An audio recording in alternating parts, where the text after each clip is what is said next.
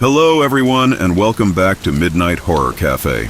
I know many of you use these videos to fall asleep, so before you slip into the sheets, I'd love it if you could leave a comment letting me know where you're listening from around the world. Also, don't forget to like and subscribe if you're enjoying the episodes. Story number 1, The Quiet Cabin. The website pictures showed peace. Big pine trees, a still lake like dark glass, and a small log cabin tucked away. Perfect. For me, Mike Evans, escaping the noisy city and the angry silence of my empty apartment after Sarah left, this place looks like quiet. Pine Rest Cabin. Even the name sounds calm. The manager, Carl, a man with rough hands and eyes that don't smile much, hands me the key. "Enjoy the quiet," he says, his voice flat. No phone signal down. By the water, generator for lights, and he points a thick finger toward the trees behind the cabin. The old boathouse, locked up. Roof's bad, don't go near it. I barely hear him. I'm breathing in the pine smell, listening to the absolute quiet, only the wind in the trees. Perfect, I say, feeling my shoulders relax for the first time in months. The first few days are good, real good. Mornings mean coffee on the small porch, watching mist rise off the lake. Days are for fishing off the rickety dock, walking in the woods, or just sitting, doing nothing. Evenings are simple. Canned stew heated on the gas stove. Beer, the hiss of the gas lamp. The quiet isn't scary, it feels safe, like a blanket. The city noise is gone. The cabin is old but okay. Wood walls smell like smoke and time. The floor creaks. Windows are small. It feels like a real place, except for the boathouse. I see it the first day. Down a little path behind the cabin, half hidden by bushes. It's small, made of dark rotting wood. The door is heavy wood with a big old-fashioned padlock, rusty. Carl's warning sticks in my head. Roof trouble. Makes sense. I don't think about it again. Boathouses are for spiders and old fishing stuff. It starts small, that feeling, like someone is standing just behind you, but when you turn, no one's there. I feel it first while fishing. A cold spot on my neck. I turn, look around the empty lake shore. Nothing. Sitting on the porch reading, I look up fast. Sure, eyes are on me. Just trees. Inside the cabin, it's worse. Washing my plate, I spin around, heart jumping. The hallway is empty, just the cabin settling. Then the sounds, not the wind, not the trees. Inside, at night, lying in the narrow bed, a soft tap, tap, tap, like a fingernail on wood, coming from inside the walls, or maybe from the direction of the back door. The boathouse path. It makes my skin feel tight. I tell myself it's mice, or branches. Old cabins make noises. One afternoon, looking for more firewood, I checked the small shed beside the cabin. Behind some rusty tools and a tarp, my hand hits something, hard and cold. I pull it out. A key, heavy old metal, cold even in my warm hand. It's long and simple with a round top. It feels important.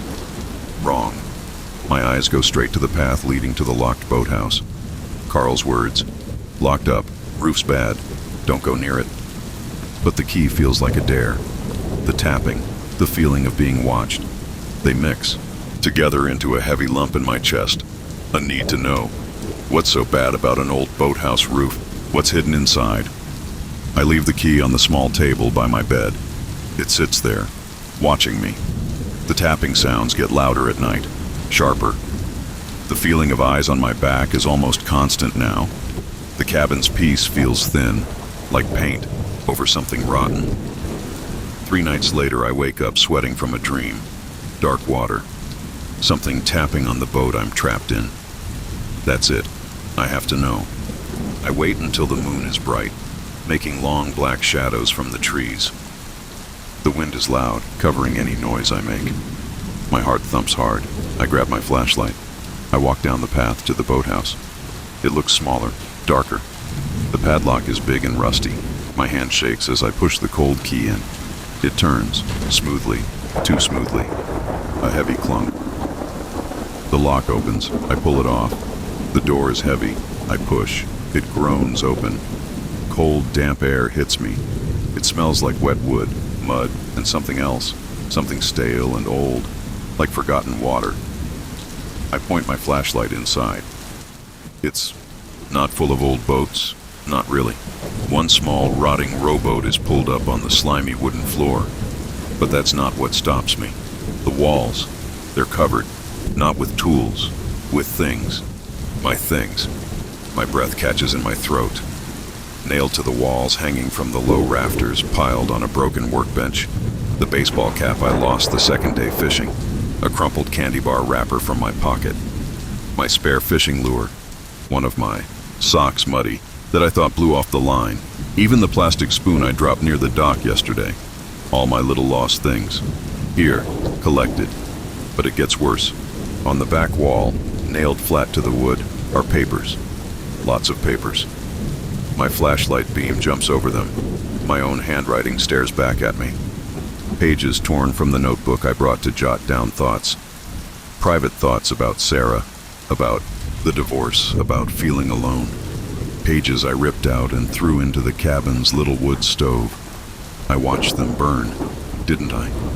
A choked sound comes from my throat. The violation is deep, cold. How? When? I burned them. The stove has a small door. Could someone have fished them out? But who? I haven't seen a car, a person, nothing. Panic starts buzzing in my ears. I swing the flashlight wildly. The light catches the rowboat. Something is inside it, not oars. I step closer, my boots sticking to the slimy floor. In the bottom of the boat, lying on wet leaves, is a small pile.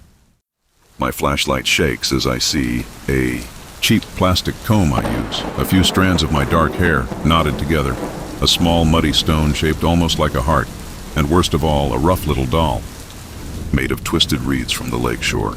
It has two small dark pebbles for eyes. Staring up, fresh terror, colder than the lake water, drenches me. Someone has been here, very recently, while I was at the cabin, while I slept. They left. This creepy little collection, this doll watching me. I don't remember running. 1 second I'm staring at the reed doll with its pebble eyes. The next I'm crashing back through the boathouse door into the cold night air.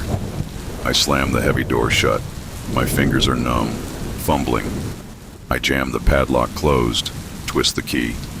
Locked. But it doesn't feel like enough. Nothing feels like enough. I don't sleep. I sit on the cabin floor, my back against the locked front. Door, all the lights on, the gas lamp hissing loudly. I hold my biggest fishing knife. Every creak is someone outside. Every gust of wind rattling the windows is a hand on the lock. I see the stolen pages, the lost sock, the doll with its stone eyes. That tap, tap, tap sound starts again, faint but clear, coming from inside the cabin wall near the back door. Is it fingers? Dawn comes, gray and cold, no comfort, just tiredness and a deep cold knowing. I can't stay. This quiet isn't peace. It's a trap. Packing is fast and messy. I shove clothes into my bag. I leave the food, the fishing rod, everything. Just get out. As I grab my bag to leave, my eyes fall on the kitchen counter, where I left the boathouse key last night. It's gone. In its place is a single wet, muddy reed, twisted, and another small dark pebble. A sound like a whimper escapes me. They were inside, while I sat by the door. They took the key back. They left another sign. I run. My car engine roars too loud in the quiet. Gravel sprays as I speed away from Pine Rest Cabin. I don't look in the mirror. I drive for hours, feeling empty. The highway noise a strange comfort. Weeks later, back in my tiny, noisy apartment in the city, I try to make sense of it. A crazy hermit? Carl playing tricks? I call the rental office once. My voice sounds strange. Hi, yeah, Mike Evans. Rented Pine Rest Cabin? I had to leave early. Work thing. The woman on the phone sounds bored. Oh, okay. Shame. Nice spot. About the boathouse. I start, my throat tight. Carl said the roof was bad. Lock. A pause. Too long. Yeah. Roof. Dangerous. Best leave it be. Her voice drops lower. Folks say, sometimes the quiet places keep things. Best not to poke around. The line goes dead. I stare at the phone. The quiet places keep things. It echoes in my head. I see the stolen trash, my burned thoughts pinned up, the muddy reed doll. Was it a person or something else? Something that lives in the deep quiet of the woods and the lake. Something that watches and collects and creeps close when the moon is bright. I don't tell the police. What do I say? The fear slowly fades a little, but it leaves behind a cold spot inside me. A fear of being alone, a fear of locked sheds and dark windows, a fear of quiet deep woods and water that doesn't move. I learned the lesson pine rest carved into me. Quiet can hide things. Being alone can make you pray. Some locks only keep the honest people out. The watcher, whatever it was, is still out there, adding to its collection, waiting for the next person looking for peace beside the still, watching water. Story number 2, The Library Whispers. My name is Ben, and the Maplewood Public Library is my quiet world. I've worked here for 3 years, shelving books, helping people find stories, the soft shush of pages turning. It's peaceful. My little corner, desk by the big window overlooking the oak trees, feels safe. I've got a picture of my dog, Max, and a small, stubborn cactus that refuses to die. Nothing scary here. Until the notes started. It's a Tuesday afternoon. Quiet hour. Rain taps gently on the window. I'm checking in a stack of books people returned. One book feels different, heavier. It's an old travel guide about hiking trails. I flip it open, and a small square of paper falls onto the counter. Plain white paper, folded once. My name is written on the outside. Ben, in neat, blocky handwriting. I don't recognize it. Maybe a kid slipped it in, or someone thanking me for help. I unfold it. 2 words, printed clearly. She knows. A cold little shiver runs down my back. She knows. Knows what? My mind scrambles. Did I forget to renew someone's book? Did I recommend a bad novel? Nothing comes to mind. It feels off, wrong. I shake my head. Probably a prank. Someone being weird. I crumple the note and toss it in the small trash bin under my desk. I try to forget it. But 3 days later, it happens again. I'm pulling a book off the new arrivals shelf for Mrs. Henderson. A mystery novel. As I hand it to her, another small square of paper flutters out. It lands near her feet. I pick it up quickly, smiling like it's nothing. My name again. Ben. Same handwriting. My fingers feel cold as I unfold it later, alone at my desk. The dog barks at 3 a.m.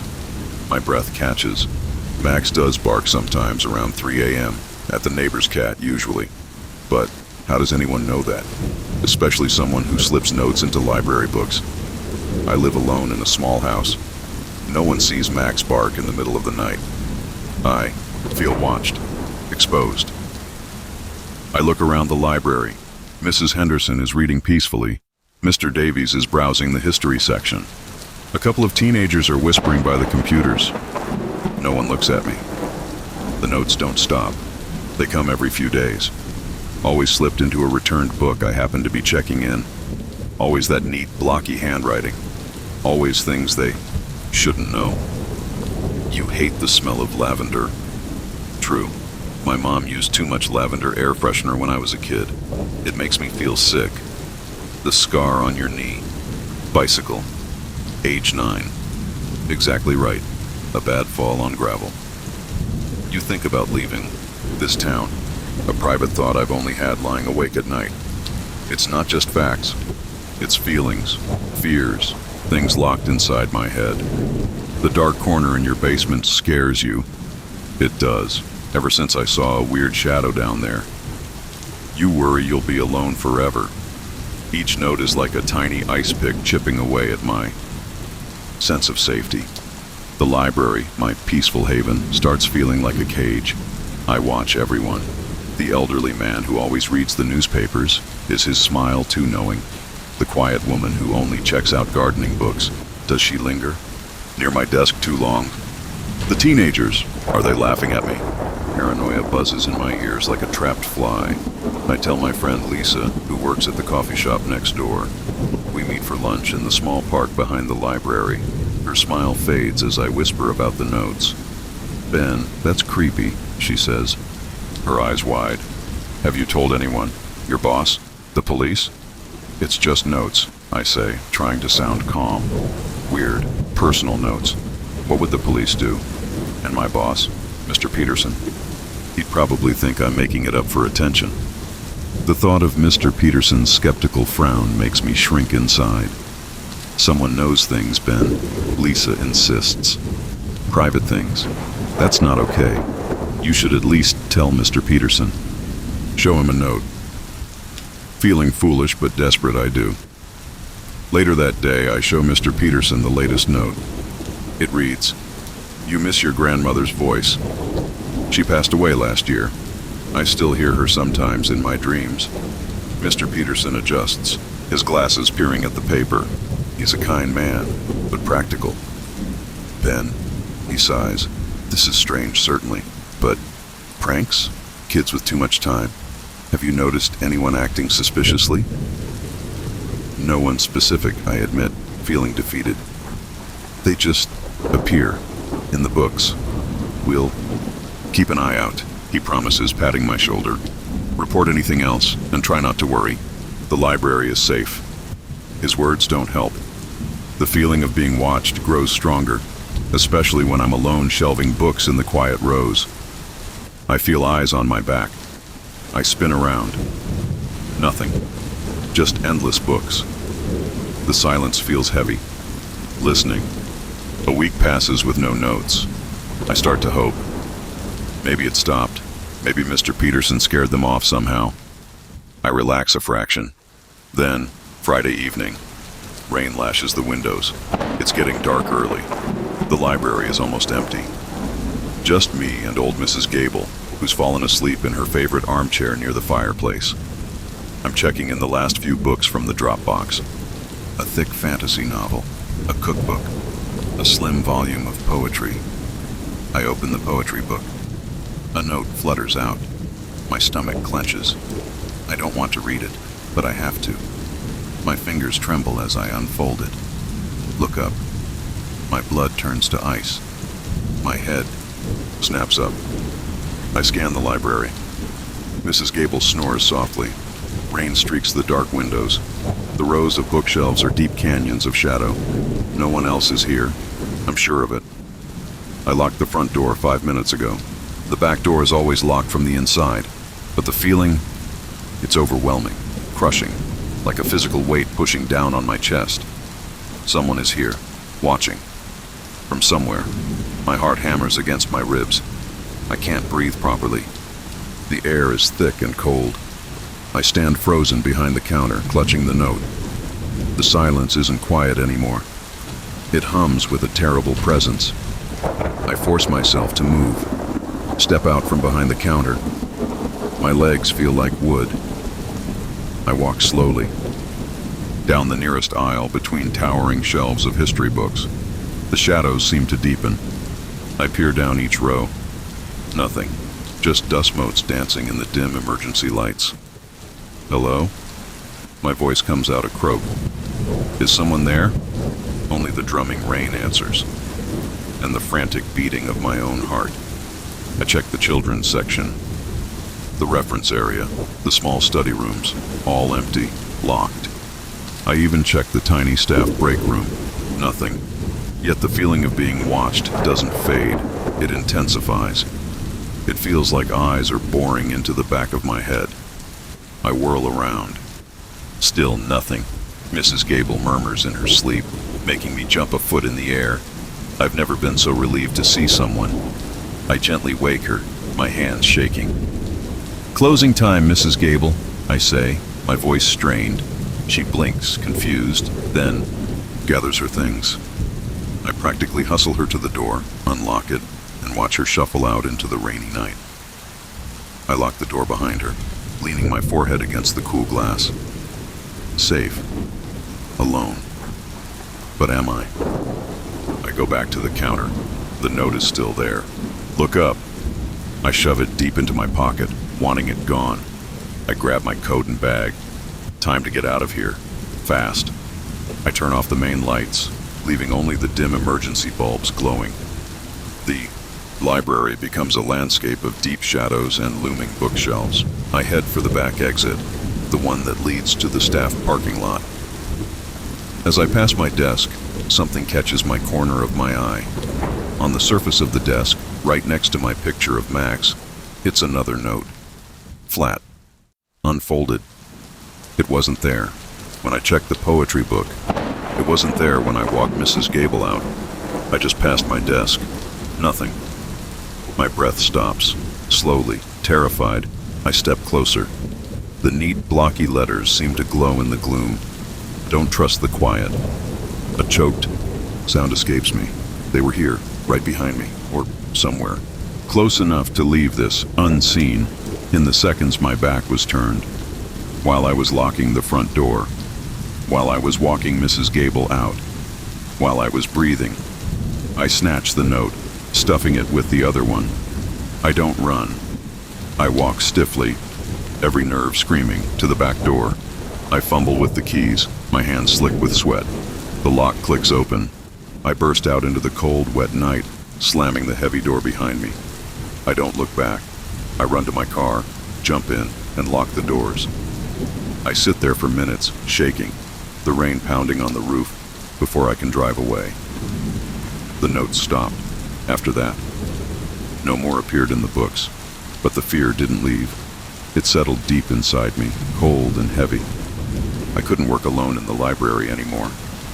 The silence felt like a held breath. The shadows between the bookshelves felt alive. Every creak of the old building made me jump. The feeling of being watched returned often, especially near closing time. I'd spin around, heart racing, seeing nothing but empty space. I never found out who wrote the notes. Mr. Peterson checked the security cameras. Grainy footage showed nothing unusual near my desk or the book drop during the times the notes appeared. Just me, checking books, finding paper, no one else. He looked worried then, but had no answers. I quit a month later. Told Mr. Peterson I needed a change. He nodded, his eyes understanding. He knew. He didn't argue. Even now, months later, working a noisy job in a brightly lit store, I feel it sometimes. That cold prickle on the back of my neck.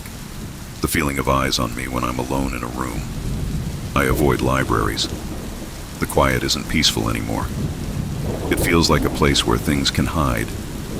Watching, listening, knowing things they shouldn't.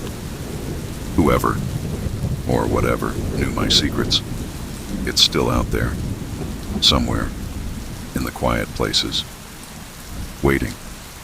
And sometimes, in the dead of night, I swear I hear a faint whisper, like pages turning in an empty room. Story 3. The Flickering Screen. My name is Chloe, and apartment 3B feels like a fresh start. After months crashing on my sister's lumpy couch, this place is mine.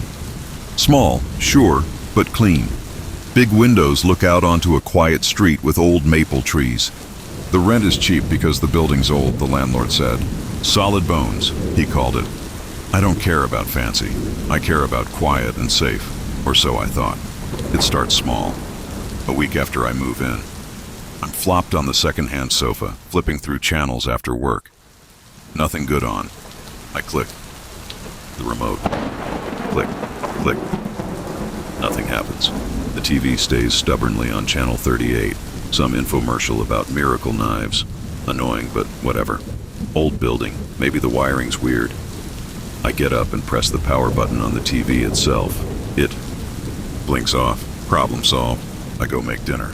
The next night it happens again. I'm watching a cooking show. Suddenly, the picture scrambles into fuzzy gray snow. The sound cuts out, replaced by a loud hissing static. It's jarring. I jump. I grab the remote, mash buttons. Nothing. The static hiss fills the room. It feels aggressive, louder than it should be. I have to walk over and pull the TV's plug from the wall to make it stop. Silence crashes back in, feeling heavier than before. Okay. Maybe the cable box is busted. I call the cable company. A bored-sounding guy promises a technician will come out in 3 days. Fine. I can manage. But the TV doesn't wait. 2 nights later, I'm reading on the sofa. The TV is off. Or was off. Out of nowhere, it snaps on. Full volume. Blaring static. The harsh white light floods the dark room. My heart slams against my ribs. I scramble for the remote, fumbling. The static screams. I hit the power button. It clicks off. The sudden silence rings in my ears. My hands are shaking. The cable technician comes. He's young, friendly. He checks the box, the wires, the outlet. He even replaces the remote's batteries. "Everything looks solid, ma'am," he says, scratching his head. "Old building, maybe some interference. Could be a neighbor's appliance messing with the signal." He gives me a sympathetic shrug. "Try unplugging it when you're not using it." I do, religiously. Every night before bed, I walk over and yank the plug. It feels stupid, but the static blasts scare me. Then it changes. I come home from work tired. I plug the TV back in, planning to watch some mindless show. As soon as the picture flickers on, it happens. Not static this time. The channel flips. Rapidly. Click, click, click, click. So fast the images blur. News anchors, cartoons, sports, weather maps, a dizzying whirlwind of color and sound. It stops abruptly. On Channel 11, the local news, the anchor is mid-sentence. "And police are still searching for the woman last seen near Elm and 5th. My blood runs cold. Elm and 5th is my bus stop. I stand frozen, staring at the screen. The anchor moves on to sports. Did I imagine it? A coincidence? I turn the TV off, my skin prickling. The channel surfing happens more often, always when I'm alone, always stopping on something unsettling. A crime drama where someone breaks into an apartment, a nature show about spiders, a documentary about electrical fires. It feels targeted, personal, like it's picking things that bother me. One rainy Tuesday, I'm sick with a cold.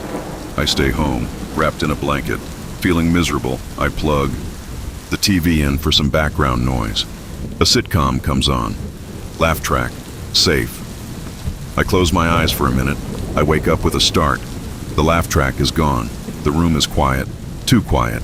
The TV screen is black, not off black, deep, empty black, and in the center, written in thin, glowing white letters like old computer text, "Too quiet," I gasp, scrambling back on the sofa.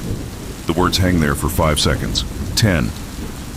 Then the screen flickers and the sitcom snaps back on like nothing happened. The canned laughter sounds hollow, mocking. Panic claws at my throat. This isn't interference. This isn't a glitch. Something is doing this. I call my friend Jen. My voice shakes as I tell her about the words on the screen. "Chloe, that's messed up," she says, sounding worried. "Could it be hacked? Like a smart TV thing? I don't think this old thing is smart." I cry. "It's just a dumb TV. And the plug was out. How could it show words if it was unplugged?" "Are you sure you unplugged it last night?" "Positive. I do it every night. I saw the plug lying on the floor." Jen comes over after work. We unplug the TV together. We wait. Nothing happens. The screen stays dark. "See," I say, feeling a little hysterical. "It only does it when I'm alone." Jen looks unconvinced but concerned. Maybe it's stress, the move, being alone a lot? She means well, but it feels like she doesn't believe me. Not really. That night, I unplug the TV again. I double-check the plug is out. I even move the sofa in front of the outlet, blocking it. A silly barrier, but it makes me feel slightly better. I lie in bed, listening to the rain. Sleep won't come. The apartment feels too big, too empty. Every creak of the old building makes me flinch. Then I hear it. A low hum, not loud, faint, coming from the living room. My heart stops. It's the sound the TV makes when it's on. The standby hum. But it's unplugged, blocked by the sofa. I force myself out of bed. My legs feel weak.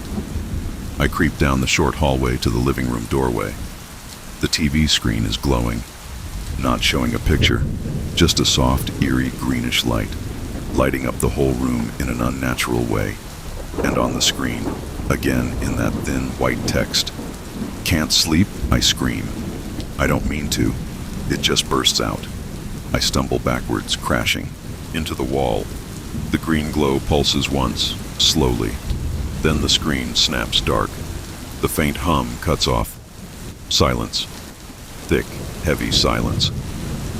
I spend the rest of the night huddled on my bed, all the lights on, clutching my phone. I don't sleep. The next day, I'm a wreck. I call the landlord, Mr. Henderson. He's gruff.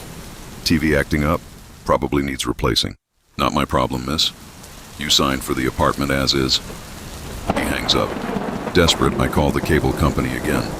Demand a senior technician. He comes. An older man with tired eyes. I show him the plug pulled out. I tell him about the glowing screen, the words. He listens patiently, checks everything again, tests the outlet with a little device, checks the wiring in the wall panel he finds in my closet. "Miss," he says finally, wiping his hands on a rag. "I can't explain it.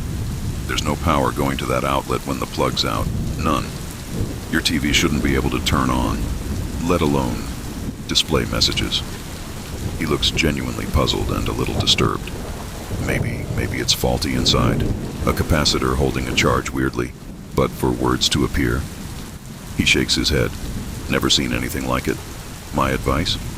Get a new TV, a really cheap, dumb one. I nod numbly. He leaves.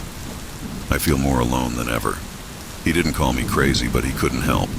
The problem isn't the TV. The problem is here. That night, I'm too scared to unplug it.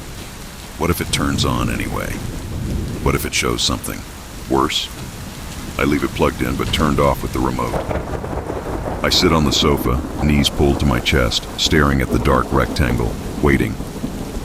The digital clock on the cable box glows red. 11:58 p.m. Midnight comes. The clock flips to 12. The TV snaps on. Not static, not channel surfing, not green glow. It's a picture. A grainy, black and white picture. Like an old security camera. It shows a room. My room. My living room. From a high corner angle. I can see the top of the sofa. I can see me. Sitting there, small and terrified on the screen. My breath stops. Ice floods my veins. I slowly turn my head. I look up at the corner of the ceiling above the TV. Nothing. Just the smooth, white plaster ceiling. But on the screen, the camera view is clearly from that spot. I look back at the screen. The image of me, frozen in fear. Then, slowly, white. Text begins to scroll across the bottom, like news headlines. "We see you, Chloe.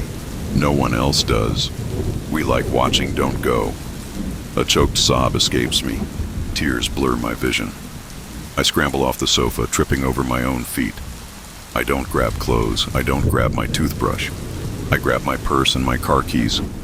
I run for the door. As I fumble with the lock, I glance back. The TV screen is still, showing the view of the empty sofa. And new text scrolling. "Running won't help. We know where you sleep." I scream again, a raw sound of pure terror. I wrench the door open and flee down the stairs into the cold night air. I don't stop running until I'm locked in my car, engine roaring, speeding away from apartment 3B. I drive to Jen's. I pound on her door in the middle of the night. She takes one look at my face and lets me in, no questions. I babble, cry, try to explain the screen, the words, the camera angle. She believes I'm scared. She believes something happened. But the camera angle, the words. She gently suggests maybe I had a panic attack, a hallucination brought on by stress and lack of sleep. She means well, but the look in her eyes, she doesn't believe the impossible part. I stay with Jen for a week. I call Mr. Henderson and tell him I'm breaking the lease. I tell him the apartment is haunted. He laughs, a harsh grating sound. Ghosts? Sure, kid. Just send the keys. You owe me for the month. I mail the keys. I never go back. I don't. Even drive down that street, I find a new place. A tiny studio in a noisy, modern building. Thin walls, loud neighbors. I don't care. I need the noise. The light. The feeling of people nearby. I don't own a TV. I watch everything on my laptop, with the camera covered by tape. But sometimes at night, when the city noise fades, I feel it. That old familiar prickle on the back of my neck. The feeling of being watched. I'll glance at my laptop, even with the camera covered, or at my dark phone screen. Is it just my reflection, or is it something else? I know it sounds crazy. Maybe it is.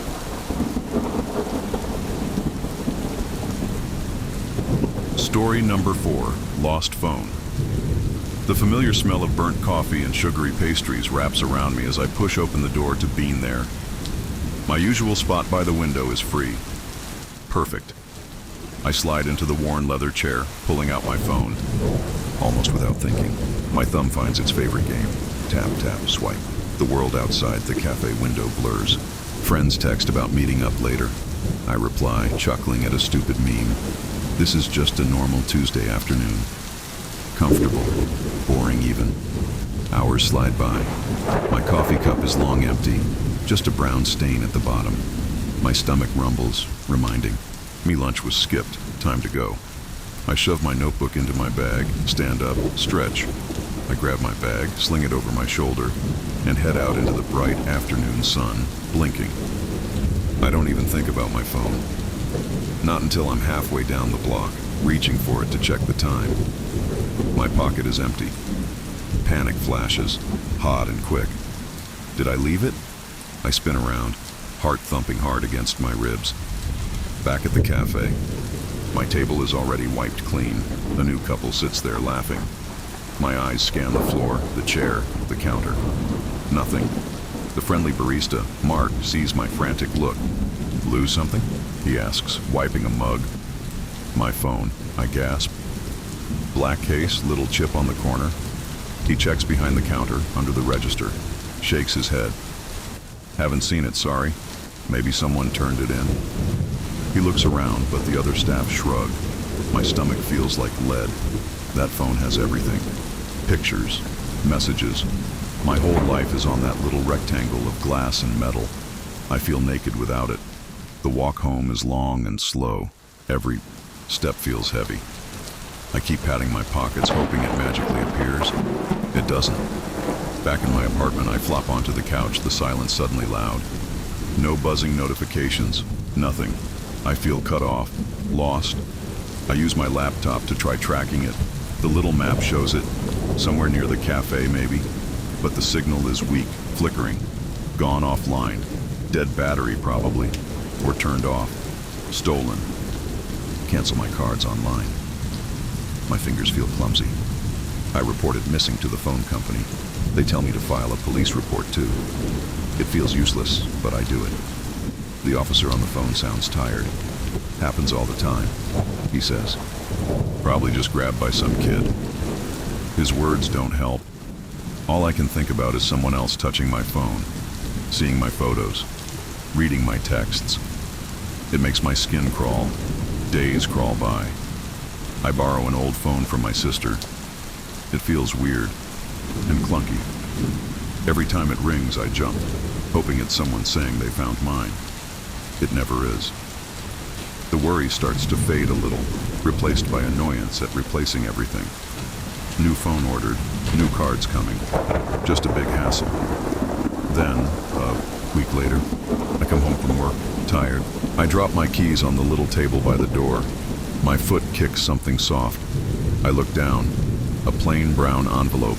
No stamp, no writing. Just sitting there on the doormat, like it was slipped under while I was out. I freeze. Who leaves envelopes? under doors anymore. Bills come in the mail. Packages get left outside. This feels wrong. Carefully, I pick it up. It's light. I tear it open, my fingers suddenly cold. Inside, wrapped in a piece of plain white paper, is my phone. My actual phone. The one with the chipped black case. Relief floods me, so strong it makes my knees weak. Thank goodness, I whisper. Someone found it. Someone nice. Maybe they saw my name on an old email or something. I pull it out, eager to see if it still works. But the screen is dark. Dead. I press the power button. Nothing. Okay, I think. Just needs charging. Then I notice the U paper it was wrapped in. It's not blank. Words are scrawled across it in thick black marker. Big, uneven letters. I like your room. The relief vanishes. Gone. Like ice water dumped over my head. My breath catches. I stare at the words. Read them again and again. I like your room. My bedroom. A cold feeling spreads through my chest. It's not just that someone has my phone. Someone has been here, in my apartment. Close enough to slip this under my door. Close enough to see my room. How? When? Did they come inside? My eyes dart around the small hallway. The living room door is open. Did I lock the door this morning? I always lock it, don't I? My hand holding the phone shakes. The paper feels dirty in my fingers. This isn't a nice person returning a lost phone. This is something else. Something bad. A threat.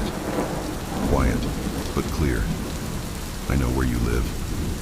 I've seen inside. Fear, real and sharp, claws its way up my throat.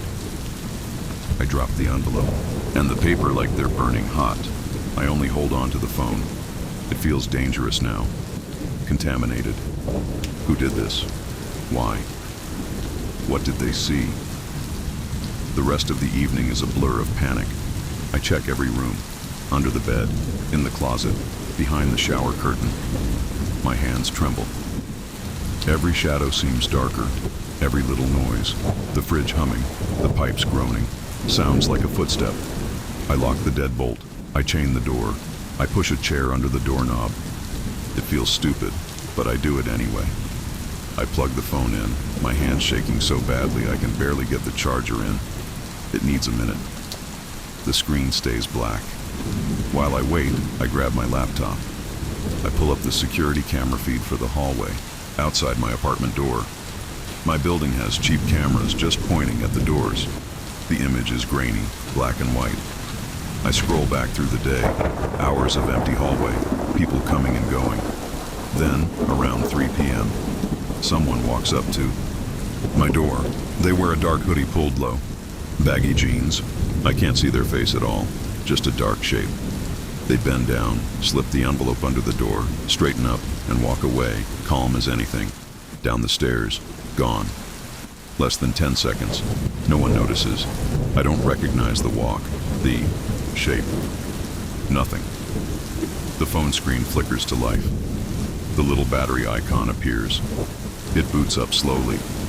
My usual wallpaper pops up. A picture of me and my sister at the beach. Normal. Safe. But it feels like a lie. The phone asks for my passcode. My fingers are numb. I type it in. It unlocks. Everything looks normal. My apps are there. My photos icon. I hesitate. Do I look? I have to. I tap it. My recent photos load. The last one I took was a silly selfie in the cafe, right before I lost it. Then, nothing for days. Until yesterday. There are new photos. 6 of them. My blood turns to ice. The first one is my bed. My unmade bed, taken from the doorway of my bedroom. The angle is low, like someone crouching. The second photo is my closet, the door slightly open. My clothes are visible. The third is my desk. My laptop is open, screen dark. The fourth is my pillow. Close up. The fabric texture is clear. The fifth is the window in my bedroom, the curtains open, showing the brick wall of the building next door. The sixth photo is the worst. It's me. sleeping, in my bed, taken from the side. My face is turned away, buried in the pillow, but it's definitely me. Definitely my room. Last night, a whimper escapes my lips. I drop the phone onto the couch, like it's a spider. They were here, inside, while I slept. They stood right beside my bed and took a picture of me. The room spins. I feel sick. I like your room. The words scream in my head. Terror locks me in place. I can't move, can't think. They have a key. Or they picked the lock. They got in. They watched me sleep, took pictures, and then returned. My phone, to taunt me, to tell me they can come back whenever they want. I scramble up, backing away from the couch, from the phone. I need to get out, now. I grab my bag, my keys. My hands fumble with the locks and the chain. I throw open the door and run, down the stairs, out into the street. I don't know where I'm going, just away. I end up at my sister's place, banging on her door. She takes one look at my face and pulls me inside. I'm crying, shaking so hard I can barely talk. I tell her everything. Show her the photos on the phone I shoved into my pocket. She gasps, her hand flying to her mouth. "Oh my God," she whispers over and over. "Oh my God." I stay with her that night, and the next. I call the police again, show them the photos, the note. They take it more seriously now. They come to my apartment, dust for fingerprints, ask questions. But the hallway camera showed nothing useful. No forced entry on my door. They tell me to be careful, change the locks, get a security system. It feels like they're just saying words. They don't understand the feeling, the violation, the absolute terror of knowing someone was that close while I was helpless. My sister helps me find a locksmith. He comes the next day. I watch him drill out the old lock, put in a new one, a heavy deadbolt too. He gives me 3 shiny new keys. "Strongest I got," he says. "It should make me feel better." It doesn't. They got in once without breaking anything. How? I can't afford a fancy security system, but I buy a little camera, a cheap one. I set it up inside my apartment, pointing right at the front door. If anyone comes in, it should see them. It connects to my new phone. I check the app constantly. Seeing the empty view of my own door should be boring. It's not. Every time I look, my heart pounds. Is someone there? Is the camera working? Going back to my apartment is hard, really hard. The first time I unlock the new deadbolt, my hand shakes so much I can barely turn the key. I push the door open slowly, holding my breath. It looks the same. My couch, my TV, my kitchen. But it feels different, tainted.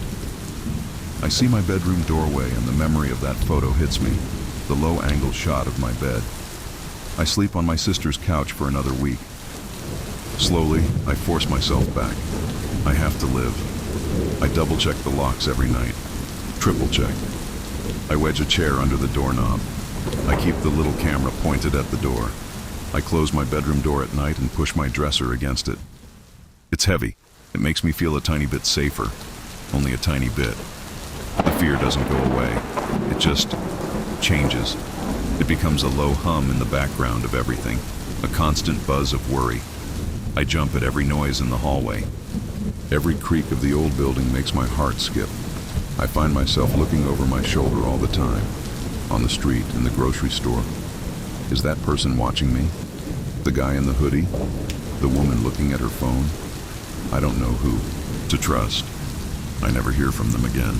No more notes, no more envelopes, no more photos appear on my new phone. The police find nothing. It just stops. Like it never happened. Except I know it did. The memory is burned into my brain. The feeling of eyes on me while I slept. The words on that paper. I like your room.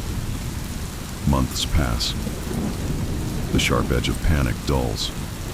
I don't push the dresser against the door every night anymore. Just sometimes. I still check the camera app too often. I still lock the deadbolt and the chain. Always. The fear is quieter now, but it's always there, lurking, like a dark shape just out of sight. I try to tell myself it was just some sick person, a one-time thing. Maybe they got scared after I went to the police. Maybe they moved away. But I don't really believe it. The not knowing is the worst part. Who were they? Why me? What did they want? Are they still watching? Waiting? Life goes on. I go back to being there, but I sit near the counter now, where Mark can see me. I never leave my phone unattended, not ever. I see my friends, I laugh, I work, but something inside me is different, broken. I used to feel safe in my own home, safe in my own bed. I don't feel that way anymore. That feeling is gone, stolen, just like my phone. I know the locks are strong. I know the camera is there. But I also know locks can be picked. Cameras can be avoided. People can hide in shadows. The world feels less solid now, less predictable. I look at ordinary things. A brown envelope, a hooded figure on the street, the crack under my bedroom door, and I see danger. I feel the echo of that cold terror. Whoever they were, they showed me how thin the walls are, how easy it is for someone to slip inside. Not just into your home, into your head, into your sense of safety. And once that wall is broken, you can never really build it back up the same way. You're always listening, always watching the shadows, always wondering if tonight is the night they decide they like your room again. The fear never truly goes away. It just learns how to hide, like they did. Story number 5, The Knowing. The sun beats down hot on my neck as I walk home from the park. Sweat sticks my t-shirt to my back. My bag feels heavy on my shoulder. I swing it around to grab my water bottle. My fingers brush against the smooth leather cover of my journal, or where it should be. The pocket is empty. Panic hits me like a bucket of ice water. My journal, my private thoughts, my stupid doodles, my secret worries. It's gone. I stop dead on the sidewalk, people bumping past me. Did I leave it on the park bench, under the tree where I sat? I turn and run back, heart hammering. I search everywhere, under the bench, around the tree roots. I ask a guy walking, his dog if he saw it. He shakes his head. I ask the old lady feeding pigeons. Nothing. It's gone. Really gone. A sick feeling settles in my stomach. That journal held pieces of me no one else should see. I walk home slowly, feeling hollow. Days crawl by. I try to forget about it. Maybe someone just threw it away, thinking it was trash. Maybe it's sitting in a lost and found box somewhere, unread. I tell myself this over and over, but the worry gnaws at me. What if someone is reading it, laughing at my stupid crushes, knowing my deepest fears? A week later, I come home from the grocery store. 2 heavy bags cut into my arms. I kick off. My shoes in the hallway. Something catches my eye on the small table by the door. A plain brown package. No stamp, no address. Just my name written on it in thick black marker. Blocky letters. My name Alex. My stomach flips. Who left this? How did they get in? I always lock the door. I drop the grocery bags. Milk spills out, but I don't care. I stare at the package. It's about the size of my journal. Hands shaking. I pick it up. It's light. Carefully, I tear the brown paper off. Inside is my journal. My unmistakable blue leather journal. Relief washes over me so strong I almost cry. Thank God, I whisper. Someone found it. They returned it. Maybe they didn't read it after all. Maybe they're just nice. I clutch it to my chest like a lost child. The familiar smell of the leather, the slightly worn edges. I carry it into the kitchen, forgetting the spilled milk. I sink into a chair at the table. I need to see if it's all there. I open the cover.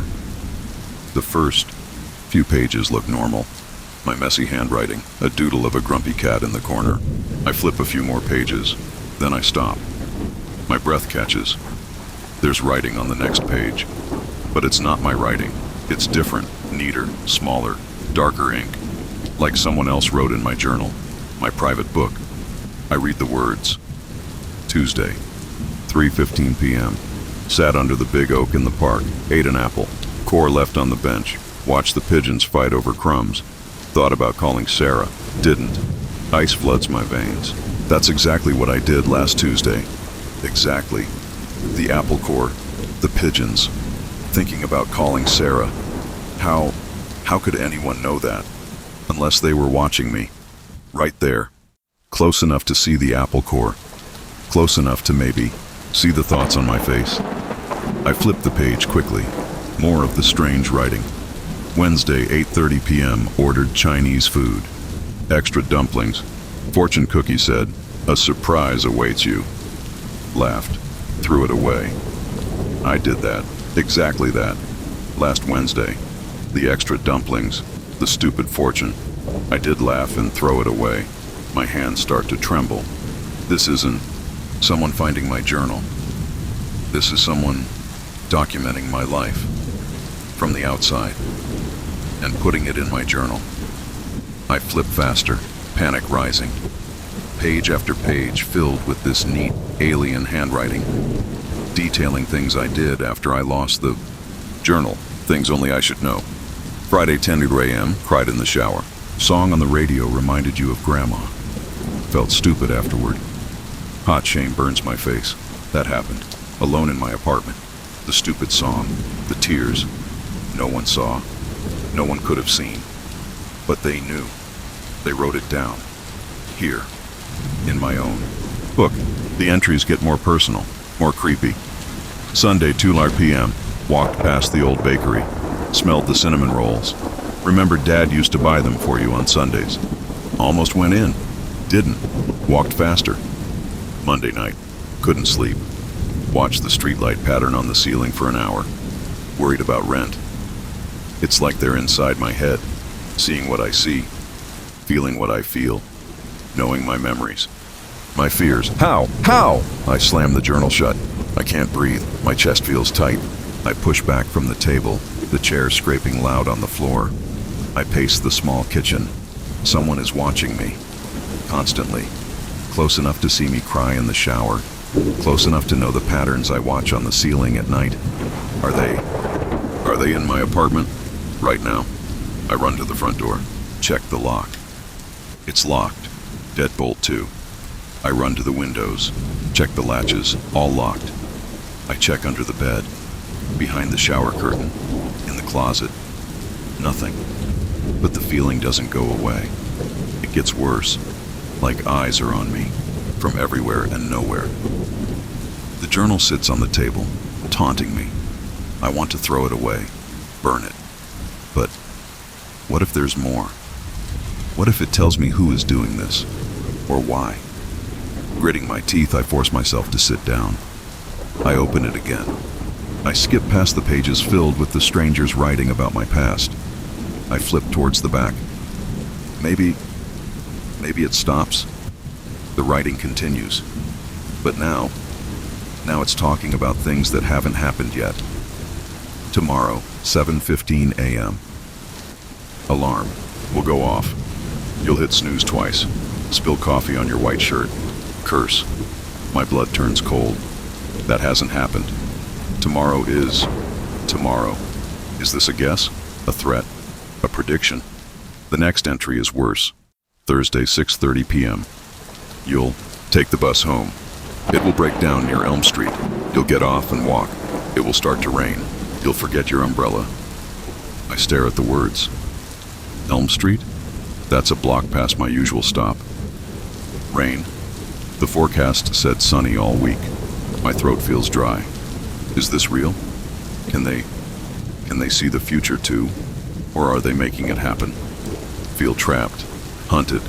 Every move I make feels planned out by someone else, written down in this awful book before I even do it. I try to fight it. On Wednesday morning, I set my alarm for 6:30 a.m. I get up immediately. I pour my coffee carefully, wearing an old black shirt. I don't spill a drop. I feel a small, shaky sense of victory. See? You were wrong. But when I get to work, my boss looks annoyed. "You're late, Alex. Meeting started 5 minutes ago." I am late, because I changed my routine. The journal didn't predict me being late, because I changed the prediction. Did I just play into their hands? Thursday comes. I check the forecast obsessively. Still sunny. I pack my umbrella anyway, just in case. I decide to walk home, avoiding the bus entirely. Screw their prediction. I take a different route, down Maple Street, not Elm. Halfway home, the sky, which was perfectly clear, suddenly darkens. Thick, gray clouds roll in fast. Thunder rumbles in the distance. Before I can even think about my umbrella, cold rain starts, pouring down. Heavy, soaking rain. I fumble with my bag, getting drenched. I pull out the umbrella, struggling to open it against the wind.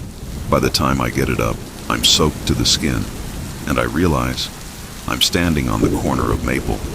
And Elm, they were right about the rain, about the location, even though I tried so hard to avoid it. The umbrella didn't save me from getting wet. The fear is back, stronger than ever. They know. They always know. They can predict what I'll do, even when I try to change it. They control the rain, or do they just know everything? I run the rest of the way home, the umbrella useless against the downpour. I slam the door behind me, dripping on the floor. I need to see the journal. What else does it say? What's coming next? I grab it off the kitchen counter where I left it. My wet fingers leave smudges on the cover. I flip it open, frantically, searching for the last entry. My heart is pounding so hard it hurts. I find the page with the prediction about the rain. Below it, there's a new entry, written in that same neat, terrible handwriting. The ink looks fresh, damp almost. Did they write this while I was out in the rain? I read the words. "Now you're home, wet, cold, scared, reading this, right now." I freeze. My breath stops. The words swim on the page. "Reading this, right now." They know, at this exact second. They know I'm standing here soaked, holding this cursed book, reading these words. My eyes dart around the room. Kitchen table, chairs, sink, refrigerator humming. Empty. Always empty. But they're here. They have to be. How else could they write this? How else could they know I'm reading it right now? Are they invisible? Are they behind the fridge? Inside the walls? The journal slips from my numb fingers and hits the wet floor with a soft thud. I don't pick it up. I back away slowly, my eyes scanning every shadow, every corner. The dripping sound of my clothes is loud in the sudden silence. The air feels thick, pressing in on me. I thought the journal was the scary thing, but it's not. It's just the message. The real horror is knowing that something is always here, watching, writing, knowing everything I do, everything I think, everything I feel, right now, and always. They don't need the journal anymore. They're inside the house, inside my head. The silence screams, and I know deep in my bones that the next entry is already being written. Somewhere, by someone, or something. That, I can't see. I just stand there, dripping, cold and more alone than I've ever felt, waiting for the words to appear. Story number 6, The Good Neighbor. Moving into the little blue house on Willow Street feels like winning the lottery. The street is quiet, shaded by big old trees. Lawns are neat, kids ride bikes, people wave. It feels safe. Perfect. My house is small, cozy, yellow shutters, a tiny porch. I unpack boxes, feeling hopeful. Next door lives Mr. Henderson. He's the first to say hello. An older man, maybe late 60s. Silver hair, kind eyes, a slow smile. He brings over a plate of cookies on my first day. "Welcome to the neighborhood, dear," he says. His voice is soft. "Name's Walter Henderson. Anything you need, just holler." I appreciate it, truly. Moving alone is tough. Walter seems harmless, grandfatherly. He offers to help carry heavy boxes. He points out which days the trash gets picked up. He tells me the best place to buy groceries. It feels nice to have a friendly face nearby. At first, it's just nice. He waters my flowers when I forget. He waves from his porch when I leave for work. Sometimes we chat over the low fence between our yards. He asks polite questions. Where did I move from? What do I do for work? Simple things, but slowly, the questions change. They get closer. You work late sometimes, don't you? He asks one evening, leaning on the fence as I unlock my front door. I freeze. How does he know that? I just nod, forcing a smile. Another time. Saw your sister visiting last weekend. She looks just like you. Pretty girl. He smiles. It doesn't reach his eyes. I didn't tell him my sister was coming. I feel a tiny chill. He starts being outside all the time, watering his already damp lawn when I leave in the morning, taking out his recycling when I come home late, sitting on his porch swing in the dark when I get up for a glass of water. He always waves, that slow, steady wave. It starts to feel less friendly, more like watching. You should lock that side gate. Dear, he calls one Saturday while I'm gardening. Never know who might wander in. I had left it unlocked. How did he know? My skin prickles. I try to be polite but distant. I make excuses when he invites me for tea. I pretend not to see him if he's outside when I pull into my driveway. But he's always there, always watching. The feeling grows. A heavy, cold stone in my stomach whenever I see him. One Tuesday night, I come home tired. It's dark. I unlock my front door, step inside, and flip on the light. Something feels off. The air smells different. Not bad, just not mine. Like Old Spice and mothballs. Walter's smell. I shake my head. Paranoia. I'm just tired. I go to my bedroom to change. I open my top dresser drawer where I keep my socks and underwear. I reach in. My fingers brush against something hard and smooth. Not fabric. I freeze. I pull it out. It's a small, smooth river stone, gray and white. I don't own any river stones. I've never seen this before. My heart starts pounding. How did it get inside my drawer? I drop it like it's hot. My eyes scan the room. Nothing else seems moved, but the feeling is overwhelming. Someone was here, inside my house, touching my things, leaving a stone. Why, Walter? It has to be Walter. The thought hits me like ice water. He has a key? Did he pick the lock? The stone feels like a message, a creepy, silent message. I was here. I can get in. Panic makes my hands shake. I run through the house, checking. Every window, every door. All locked. How? I check under beds, in closets. Nothing. Just that awful stone on my bedroom floor. I don't sleep. I sit on my couch all night, a baseball bat beside me, every creak of the house making me jump. The friendly street outside my windows now feels full of hidden eyes. Walter's eyes. The next morning I call a locksmith. I need new locks. Now. While I wait, I force myself to go outside and water the plants. My hands tremble. Walter's front. Door opens. He steps out holding his mail. Morning, dear, he calls, his voice cheerful. Lovely day, isn't it? His eyes flick over me, sharp and knowing. He smiles that slow smile. You look tired. Rough night? The way he says it. It's not concern. It's a smirk. He knows.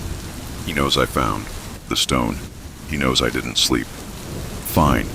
I choke out, turning the hose away from him. My back feels exposed. Vulnerable. The locksmith arrives. I watch him drill out the old lock, install a heavy deadbolt and a sturdy knob lock. I get 3 shiny new keys. I pay him, locking the door the second he leaves. I test it. Solid. It should feel safe. It doesn't. Days crawl by. I jump at every noise. I double-check the new locks constantly. I keep the curtains closed. Walter is still always outside, watching, waving. The slow wave feels like a taunt. One afternoon, I decide to do laundry. My small washer and dryer are in a closet off the kitchen. I pull my clean clothes out of the dryer. As I fold a t-shirt, something falls out. Flutters to the floor. It's a photograph. An old, faded color photo. It shows a young woman, maybe in her 20s. She's standing in front of a different house, smiling. She looks familiar. Something about the eyes, the shape of her face. She looks a bit like me. Not exactly, but close enough to be unsettling. My blood runs cold. Where did this come from? It wasn't in my laundry. I know it wasn't. I turn the photo over. Nothing written on the back. Just the image of a smiling stranger who resembles me. I drop the folded clothes. My legs feel weak. I lean against the dryer. He was here again. After the new locks. He got in again. And he left this picture. Why? Who is she? The fear is choking me. It's not just watching anymore. It's invasion. It's leaving things. Touching my clothes. Being inside my private space whenever he wants. The new locks didn't. Stop him. Nothing stops him. I feel trapped. Hunted in my own home. I can't stay here. I need to leave. Now. I start packing frantically. Clothes in suitcases. Important papers in a box. I don't care about careful folding. I just need to get out. As I'm pulling my favorite sweater, from the back of my closet shelf, my hand hits something cold and metallic. Tucked right at the back behind my winter hats. I pull it out. It's a small, old-fashioned key, tarnished silver, on a simple ring. I don't recognize it. It's not a key to my house, my car, or anything I own. Then I remember. Walter mentioned once, months ago, when he seemed harmless. He said, "I keep a spare key under the mat by my back door. Old habit, in case I get locked out." He chuckled. Silly, I know. I stare at the key in my hand. The spare key to his house. He didn't just break into my house. He put his own house key inside my closet. Hidden, like an invitation, like a threat.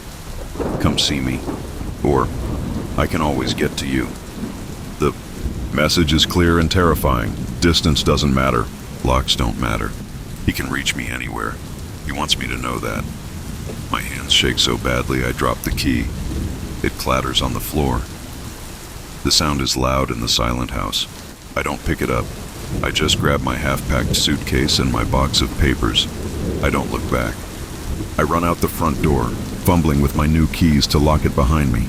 I throw my things into my car. As I start the engine, I look next door. Walter is standing on his porch. Not waving, not smiling, just watching. His hands are in his pockets. His expression is blank, unreadable, cold. I peel out of the driveway. I don't look in the rearview mirror until I'm 3 blocks away. I find a cheap motel on the other side of town. I pay cash. I lock the flimsy door and push a chair under the handle. I'm safe, for now. The little blue house with the yellow shutters is gone. Walter is miles away, but the fear isn't gone. It sits inside me, heavy and cold. Every time I turn a key in a lock, I wonder if it's really locked. Every time I come home, I check behind the shower curtain. Every time I fold laundry, I shake out each piece, terrified of what might fall out. Every friendly face on the street makes me pause. What are they hiding behind that smile? Walter wasn't a monster from a story. He was just the nice old man next door. He brought cookies. He watered flowers.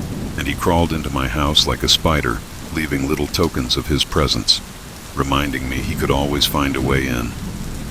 The horror isn't in what he did. It's in knowing he could do it again, anywhere, anytime. And the worst part is never knowing why. Why me? What did he want? The not knowing echoes in the silence of every new room I enter. It makes me check the locks again, and again, and again. The good neighbor taught me one thing. Safety is just an illusion you lock your door against. Story number 7, The Unseen Eye. Moving into the apartment above Mrs. Gable's garage feels like a fresh start. It's small, just a bedroom, tiny kitchen and bathroom, but it's mine. Cheap rent, quiet street. Mrs. Gable, the old lady who owns. The house seems sweet, a bit forgetful maybe, but harmless. She waves from her kitchen window when I come home. I wave back, simple. Things feel normal. I work my shifts at the diner, come home tired, watch some TV, sleep, repeat. Nothing special. Then little things start disappearing, nothing big. A pen I know I left on the counter. A sock. My favorite. Coffee mug. Annoying, sure. I blame myself. Must have misplaced them. Life gets busy. One Tuesday I come home after a double shift, exhausted. I kick off my shoes, head straight for the shower. The steam feels good. I wipe the fog off the mirror afterwards. Something catches my eye on the small shelf below it. A little plastic toy soldier, green and chipped. I don't own toy soldiers. I've never seen this thing before. My heart does. A weird skip. Where did that come from? Did Mrs. Gable leave it? Why? I pick it up. It feels cold, wrong. I toss it in the trash can under the sink. Forget it, I tell myself. Weird, but probably nothing.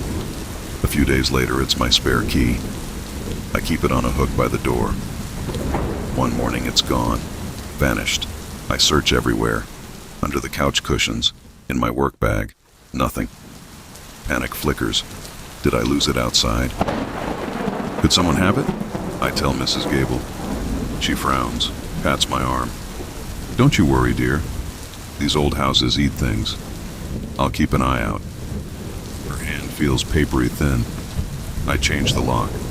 A cheap deadbolt from the hardware store. I feel better. Safer. The disappearances stop. For a while. Then, one evening, I'm washing dishes. The window over the sink looks down onto Mrs. Gable's neat backyard. I see movement near her tool shed. Just a shadow slipping around the corner. Too fast to see clearly. Probably a cat, I think. Or Mrs. Gable getting her gardening shears. But it looks taller. My skin prickles.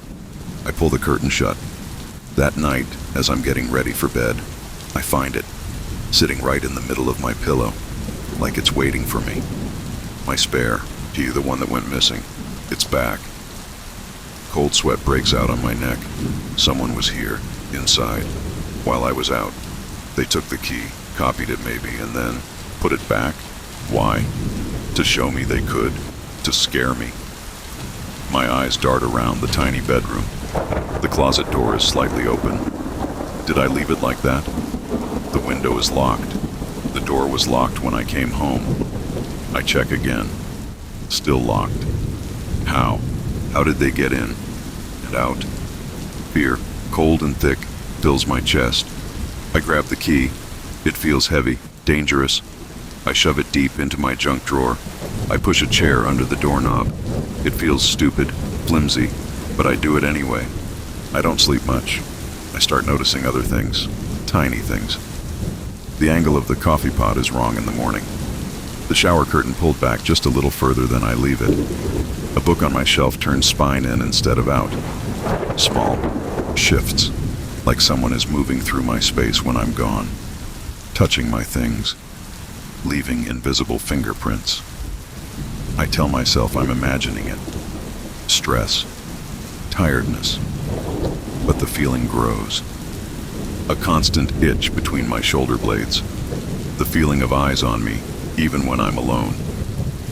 One afternoon, I come home early. The diner closed for a busted pipe. I unlock my door, push it open slowly. The apartment is quiet. Just the hum of the old fridge. But something feels occupied. The air is still. Thick, like someone was just here and left in a hurry. I walk carefully towards the kitchen. My small table is against the far wall. Something white sits on it. Not mine. It's a photograph, an old Polaroid. Faded colors. It shows my kitchen table. My table. From last night. There's my half-eaten bowl of cereal, my open book, and me. Sitting there, my back to the camera, my head bent over the book, my breath stops, my blood turns to ice. Someone was here, inside, last night, while I was sitting right there, reading. They stood behind me. close enough to touch me. They took a picture of me in my own home. While I was home, the horror is absolute. It's not just someone getting in when I'm out. They're getting in when I'm here, sleeping, showering, sitting at my table. They move like smoke, silent, unseen. I snatch up the photo. My hands shake so hard the image blurs. On the back, in thin, spidery handwriting, are 2 words. Nice book? The words crawl into my brain. They know what I was reading. They were close enough to see the cover. Close enough to do anything. I spin around, heart hammering against my ribs. The apartment is empty. Still, but the feeling of presence is overwhelming. Are they hiding? In the tiny closet? Behind the shower curtain? Did they slip out just as I came in? Or are they still here, watching me from some crack I can't see? I run. I grab my keys, my wallet. I don't look back. I slam the door, lock it frantically, and race down the outside stairs. My legs feel like jelly. I get into my car, lock the doors, and just drive. Anywhere. Away. I end up at the library. It's bright, public, safe. I sit at a computer trying to breathe. I need to move. Now. Tonight. I can't go back there. But where? I have little money. Few friends nearby. Panic claws at me. I call my boss, make up a story about a family emergency needing me out of town immediately. He sounds annoyed, but says, okay. I find the cheapest motel on the edge of town, the Sleepy Hollow Inn. It looks grim, but it has a door that locks. I drive back to the garage apartment. The sun is setting, casting long, creepy shadows. Mrs. Gable's kitchen light is on. I see her silhouette at the sink. She doesn't wave. I move fast. I throw clothes into a duffel bag. Toiletries. My laptop. I don't care about folding. I just need out. As I zip the bag, my eyes catch something. On the windowsill, the small window near my bed. It was closed when I left. Now it's open just a crack. Maybe an inch. My heart stops. Did I open it? Did they? And there, placed carefully on the sill, right in front of the open crack, is another Polaroid. I don't want to touch it. I don't want to see, but I have to. My fingers tremble as I pick it up. It's a picture of the motel parking lot. The Sleepy Hollow Inn sign is clear in the fading light. My beat-up blue Honda is parked right in front of room 112. The picture was taken maybe 10 minutes ago, written on the back in the same spidery hand. See you soon. The motel. They know. They were already there. Watching me arrive, taking a picture. They followed me. Or they knew where I'd go. The world tilts. There's no escape. They're always ahead, always watching, always inside the walls, the locks, the cracks. I drop the photo. I grab my duffel bag and run. I don't look at Mrs. Gable's house. I don't care about my security deposit. I just run to my car, throw the bag in, and speed away from Willow Street, from the garage apartment, from the unseen thing that lives in the cracks of my life. I drive for hours. I find another motel, miles away, a different chain. I pay cash. I lock the door. I push the flimsy dresser against it. It feels useless. I sit on the hard bed, shaking. The silence screams. Every sound from the hallway, a cough, a door closing, makes me jump. Is it them? Have they already found me? Did they follow? Or were they already here waiting? The horror isn't the calls, the missing things, or even the pictures. It's the knowing. Knowing I'm never alone. Knowing they see everything. Knowing they can be anywhere, anytime. In my old place, in a motel room, in the back seat of my car. Behind the next door I open. I don't know who they are. I don't know what they want. Mrs. Gable? Someone else? It doesn't matter. The faceless watcher is everywhere. The unseen eye is always open, always watching. And the worst part, the silence after the picture, the waiting. Because the note didn't lie. They will see me soon. I just don't know when, or where, or what face they'll be wearing. The fear isn't just in my home anymore, it's inside me, and it has no lock. Story number 8. The unwound music. It's just an ordinary Tuesday when the package arrives. I find it sitting on my welcome mat after work. Rain drips from the awning overhead. The box is small, wrapped in plain brown paper. No return address. Just my name, Lena, written in messy, scratchy letters. Like someone wrote it fast, maybe with their other hand. I pick it up. It's dry, surprisingly light. Weird.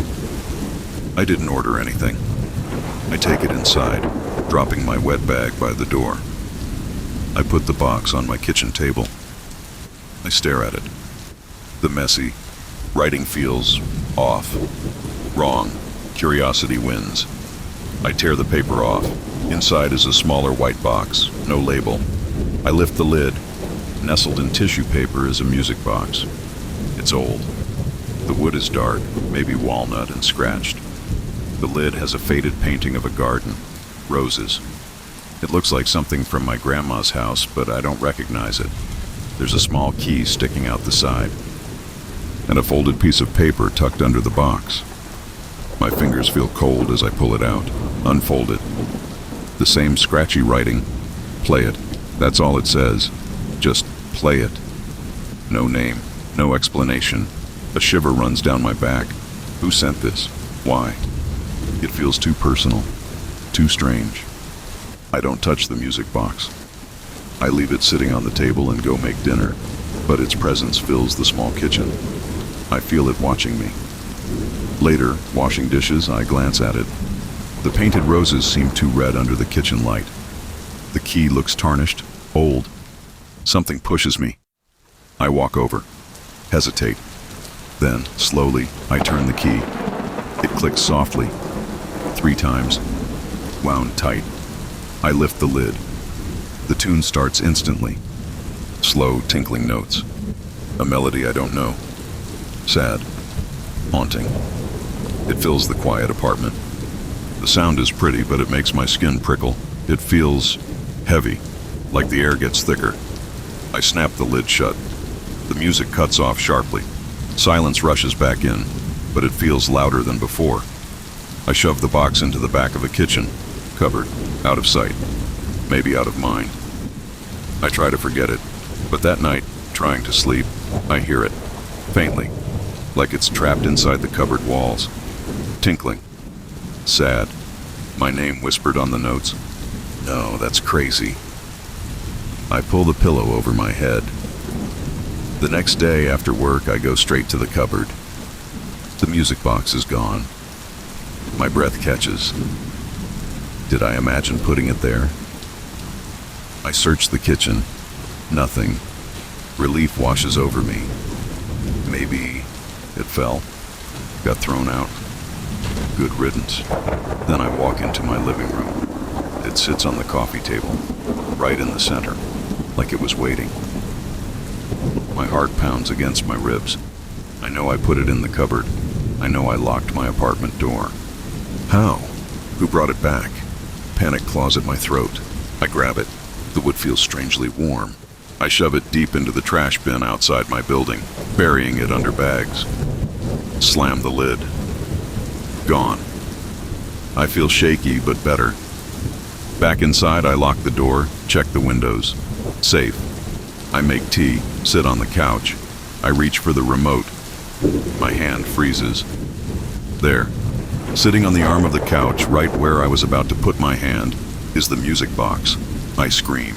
A short, sharp sound in the empty room. I scramble back, knocking over my tea. It spills hot onto the rug. I don't care. I stare at the box. It looks the same. Scratched wood, painted roses. Cold dread pools in my stomach. This isn't a prank. This is impossible. I grab my phone. My hands shake so badly I can barely type. Did you send me a music box? Weird old thing? I text my friend, Maya. No? Why? Sounds creepy. You okay? Maya replies. Fast. It keeps coming back. I threw it out twice. It's here now. On my couch. WTF Lena. Call the cops. Maya texts back. I don't call the cops. What would I say? A music box is stalking me. They'd think I'm crazy. Maybe I am. I pick up the box. It feels heavier this time. solid, threatening. I take it downstairs. Not the trash this time. I walk 3 blocks to the river that cuts through town. The water is dark, churning. Without hesitation, I throw the music box as far as I can. It arcs through the air and disappears into the black water with a small splash. Gone. For real this time. I feel a wave of exhausted relief. I get home, lock the door, collapse onto the couch. It's over. It has to be. My email pings. A new message, unknown sender. The subject line makes my blood freeze. You shouldn't have done that. I open it. The message is short. It doesn't like the water. Now it's angry. Keep it, wind it, play it, or else. Fear, cold and sharp, slices through me. They know. They know I threw it in the river. How? And it's angry? What does that mean? The music box? Or whoever sent it? My apartment feels too small, the walls too thin. I check every room. Under the bed, in the shower, nothing. But the feeling of being watched is suffocating. Sleep is impossible. I lie in bed, every creak of the old building sounding like footsteps, every drip of the faucet like the tinkling of music. Around 3 a.m., I hear it. Softly, at first, then clearer. The music, that same sad, haunting tune, coming from inside my closet. My body goes rigid. I can't move. I can only listen. The music plays slowly, mournfully. Then, under the melody, I hear something else. A whisper. Soft, raspy, impossible to make out words, but it sounds like my name. Over and over. Lena. Lena. Tears stream down my face. I pull the covers over my head, trembling. The music plays for what feels like hours. The whispers weave through it. Finally, near dawn, it stops. The silence is worse. Heavy. Waiting. In the morning, sunlight streams in. It feels unreal. Like last night was a nightmare. I force myself out of bed. I need coffee, need normalcy. I walk into the kitchen and stop dead. The music box sits on the table, exactly where I first put it. Water drips from its wooden base, forming a small dark puddle on the table. River water. It smells faintly of mud and decay. The painted roses look smudged, almost like they're crying. It came back from the river, soaked, angry. The note is gone. The message is clear enough. I don't touch it. I can't. I call the police. A bored-looking officer comes. Officer Davies. I show him the dripping box. Tell him about the package, the reappearances, the email, the music in the night. His expression shifts from bored to concerned, then to careful neutrality. He writes things down. It's likely a very persistent prankster, miss, he says gently. Someone with access, maybe a spare key you forgot about. We'll file a report, change your locks. Keep your doors and windows locked tight. Maybe set up a camera. He takes pictures of the box and the email on my phone. If you get another threatening message, call us immediately. He leaves. I feel no safer. I know it's not a prankster. No prankster pulls this off. I change the locks anyway. It feels pointless, but I do it. The music box stays on the table. I can't bring myself to touch it again. I avoid the kitchen. I eat takeout on the couch. Every time I walk past the doorway, I see it. Dripping, silent, waiting. 2 nights later, the music starts again. Not from the closet this time, from the kitchen. Loud, clear. That same sad tune, but faster now, angrier. And underneath, the whispers are louder too, harsher. Not just my name, words I can almost understand. Play, wind, listen. I bury my head under pillows. It doesn't help. The music drills into my skull. The whispers crawl into my ears. I don't sleep. The next morning, the box is dry. The puddle is gone. But sitting on top of the closed lid is a single dead rose petal, Dark red, wilted, like the ones painted on the lid. It wasn't there last night. Emails start coming daily. Always from new, untraceable addresses. Win the key. Play the song. It waits. Don't make it come find you. The last one makes me whimper. Come find you? Where? In my bedroom? While I sleep? The fear is constant, a low hum in my blood. I jump at every sound. I lose weight. Dark circles bruise my eyes. Maya is worried. She comes over, sees the box, sees me. Lena, this is insane. Let me take it. Throw it out for you. No. I grab her arm. You don't understand. It comes back. It gets angry. It threatened me. My voice is shrill. She looks scared. Of me? Of the box? She leaves, promising to call later. She doesn't understand. No one does. One afternoon, coming back from a pointless walk trying to clear my head, I find something new. The lid of the music box is open. Just a crack. Inside, nestled on the metal comb where the music plays, isn't a tiny ballerina. It's a small, black, dead bird. A sparrow. Its eyes are milky white. I vomit into the sink. That night, the music is deafening, blaring from the kitchen. The whispers are screams inside my head. Play it! Wind it! Now! Now! I break. I can't take it anymore. The terror, the exhaustion, the sheer impossible wrongness of it. I stumble into the kitchen.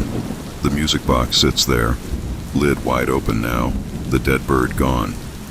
The dark hole inside seems to pulse. I grab it. The wood is icy cold. I don't wind it. I don't play it. I shove it into a heavy canvas bag. I grab my car keys. I drive. I drive out of the city into the hills.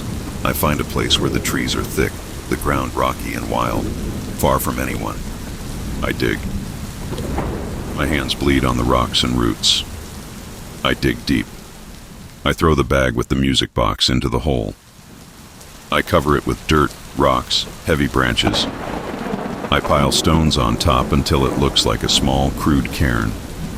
I mark no spot. I remember nothing. I drive back in silence, exhausted, empty, hoping the earth holds it, praying it's over. For weeks, nothing happens. No music, no whispers, no emails. The fear slowly starts to fade, like a bad dream. I move. A new city. A new apartment on the 3rd floor. No welcome mat. I tell myself it's gone. Buried deep. I try to live. I get a new job. Make new cautious friends. I never feel truly safe, but I feel better. The memory is a scar, not an open wound. One rainy Tuesday, months later, I come home late from work. I'm soaked. I kick off my wet shoes inside the door. I flick on the light. Sitting in the exact center of my brand new, spotless kitchen table is a small package, wrapped in plain brown paper, damp from the rain. My name, Lena, is written across it, in that same messy, scratchy, hurried script. And sticking out from under the brown paper, I see a corner of dark, scratched wood. Story number 9. The unlocked door, moving into the apartment, feels like pulling on a favorite worn sweater. It's small, a little plain, but it's mine.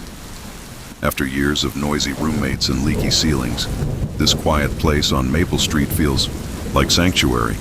The best part? The front door. Solid oak, painted a cheerful blue, and the lock, a heavy, new-looking deadbolt.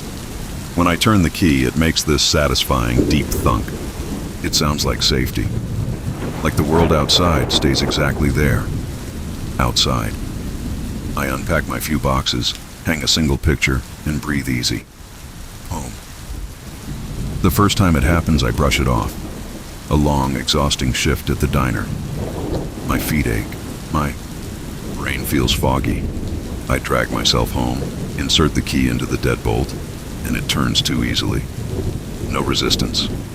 The door pushes open before I even touch the knob lock. Weird. I must have forgotten to lock the deadbolt this morning. Rushing. Coffee spilled. It happens. I shake my head, lock it extra carefully that night. Thunk. Secure. 2 days later, same thing. I remember locking it. I recall the solid thunk, the tug on the handle to check.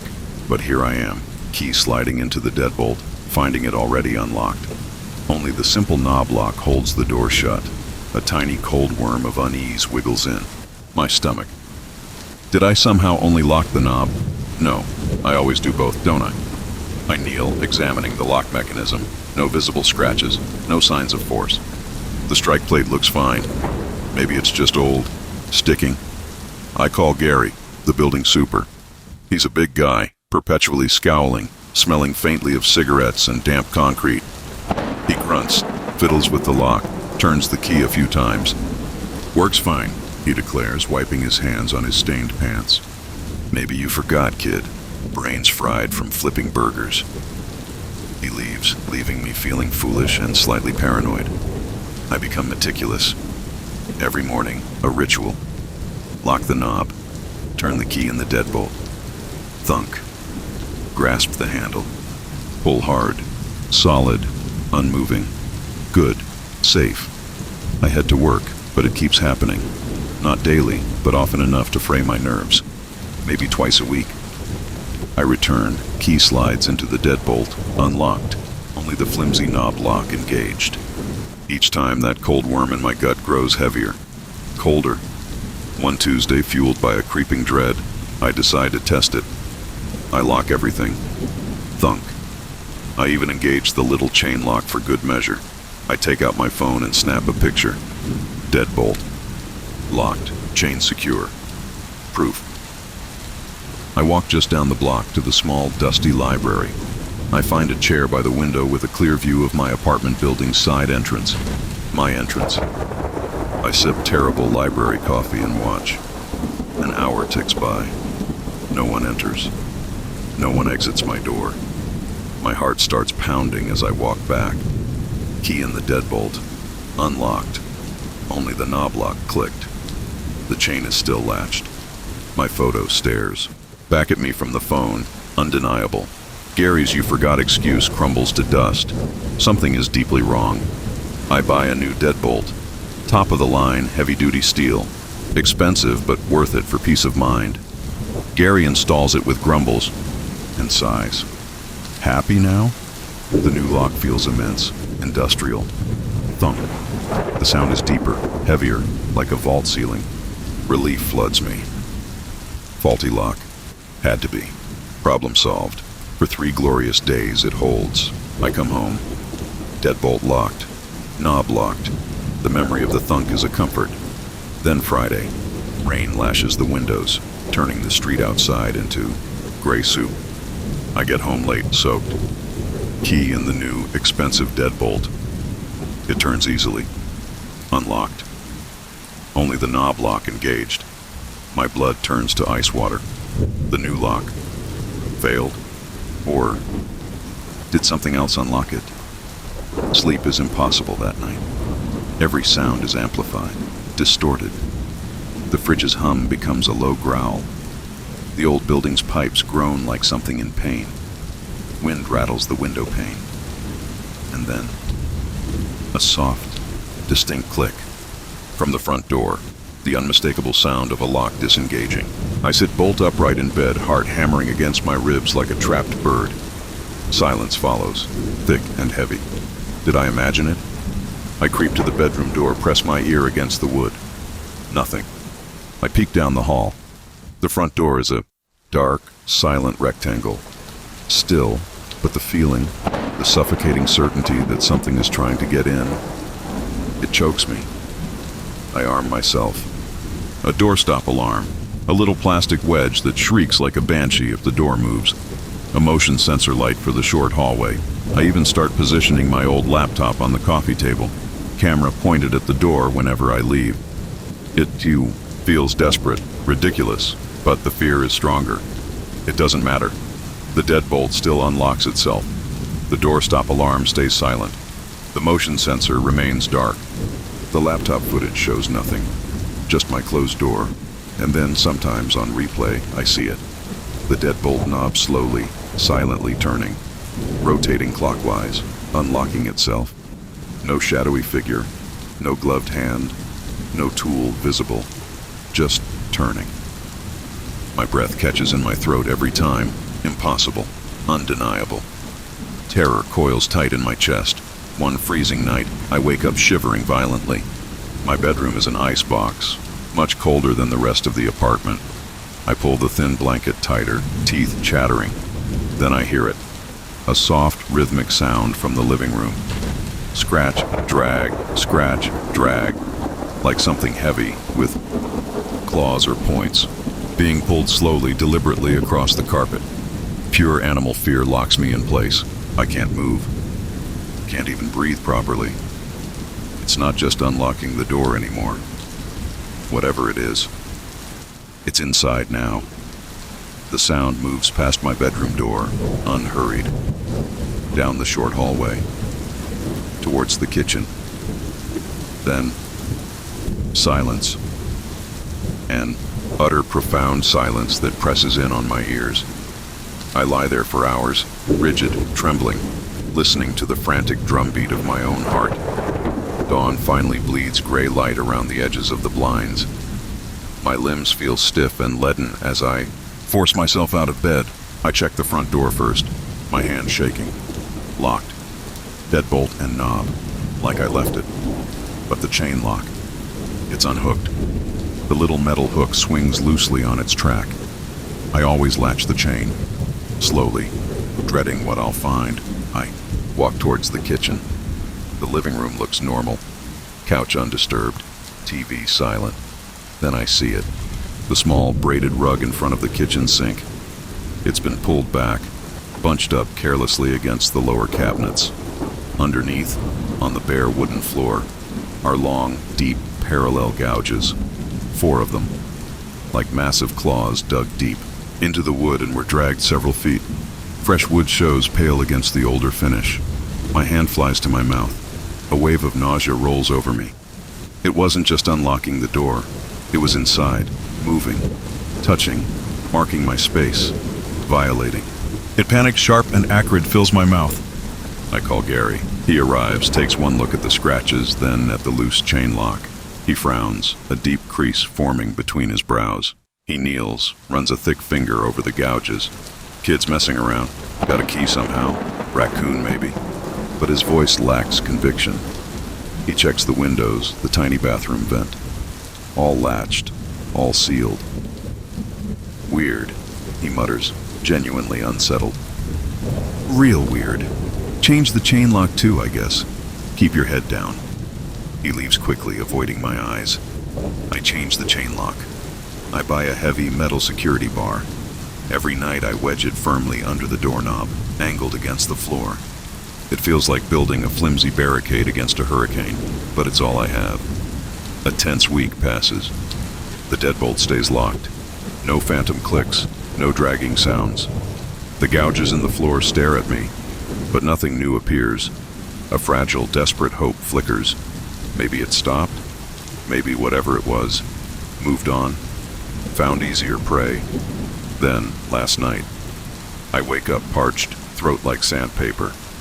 The digital clock glows 3:17 a.m. I shuffle out to the kitchen, bleary-eyed, and flick on the harsh overhead light. The security bar lies on the floor, not fallen, not kicked aside. It's placed neatly, parallel to the wall, several feet from the door, like it was carefully moved and set down. And the deadbolt. It's unlocked. Again. But worse. So much worse. The front door stands open, not wide, just a crack, maybe 3 or 4 inches. The new chain lock is stretched taut, straining across the gap, the only thing holding the door from swinging wider. Beyond the chain, the apartment building hallway is a pool of impenetrable darkness, empty, silent. But the cold, it's Arctic. It pours through the opening, carrying a smell that makes my stomach clench.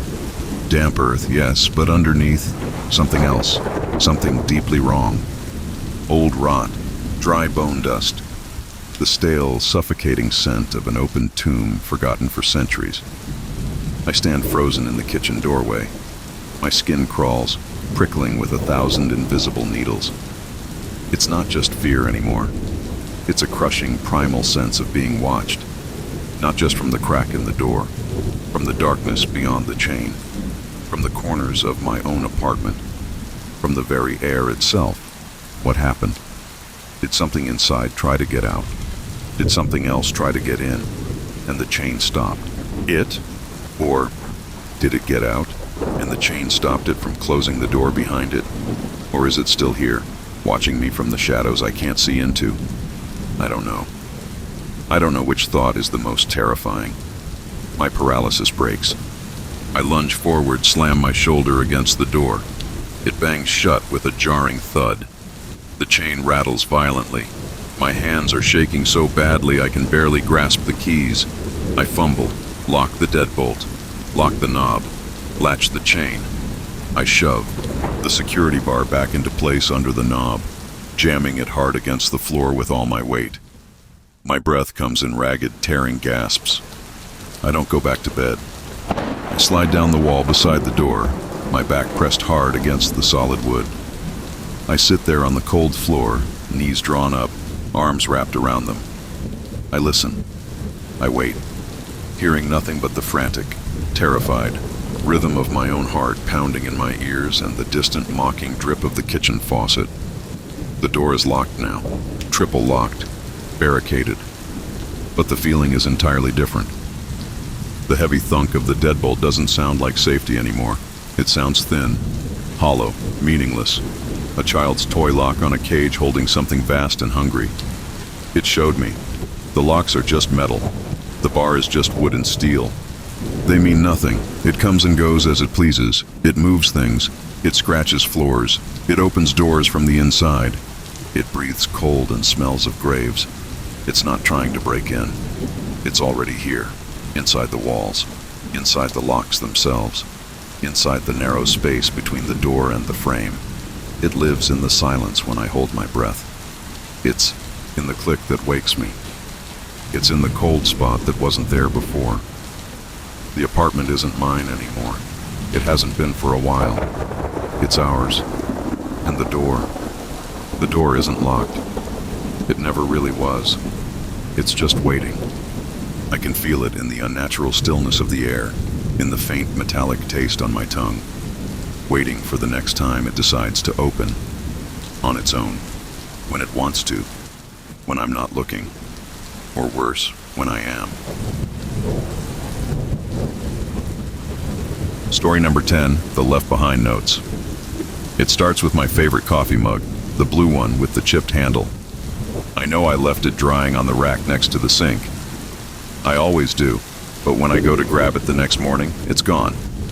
Vanished. I check the dishwasher. Empty. I check the cupboards. Not there. I shrug. Weird. Maybe I put it away without thinking. I grab a different mug. No big deal. Then it's my car keys. I toss them onto the little dish by the front door after work. Always. That night, going out to meet friends, the dish is empty. Panic flares. Did I drop them? I search my pockets, my bag under the couch cushions. Nothing. I tear the living room apart. Finally, frustrated and late, I find them. Sitting right in the middle of the kitchen table, where I never put them. A cold little shiver runs down my spine. I definitely didn't put them there. It keeps happening. Silly things. The TV remote isn't on the armrest. It's under my pillow. My reading glasses aren't on the nightstand. They're in the fridge, perched on the milk carton. My favorite pen disappears from my desk drawer. I find it days later tucked inside a shoe in my closet. Each time, it feels wrong, like a prank. But I live alone, no roommates, no pets. I start double-checking, making mental notes. Keys on dish, I tell myself out loud. Remote on couch. I take pictures sometimes. Proof. But it doesn't help. Things still move, disappear, reappear in places I already searched, places I wouldn't leave them, places that feel chosen. The feeling grows. that prickling on the back of my neck. The sense that the quiet apartment isn't quiet at all, that someone is watching me scramble, laughing silently. It makes my skin crawl. I check the locks constantly. Deadbolt, chain, windows latched, everything secure. Always. One Tuesday, after a long shift at the bookstore, I'm exhausted. I just want my comfy sweatshirt. It's an old gray one, soft as a cloud. I know it's hanging on the hook behind my bedroom door. I go to grab it. It's not there. Frustration bubbles up, hot and sharp. Not again. I search the closet, the laundry basket, under the bed. Nothing. I sigh, giving up, and head to the kitchen to make tea instead. I pull open the drawer where I keep the tea bags.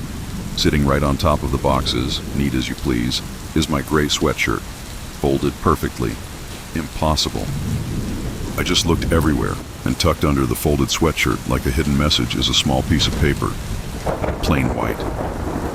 My hand shakes as I pull it out. Unfold it. The writing is neat, careful, almost elegant. It says, "Warm enough now?" I drop the note like it's burning hot. My breath catches in my throat. Ice floods my veins. Someone was here.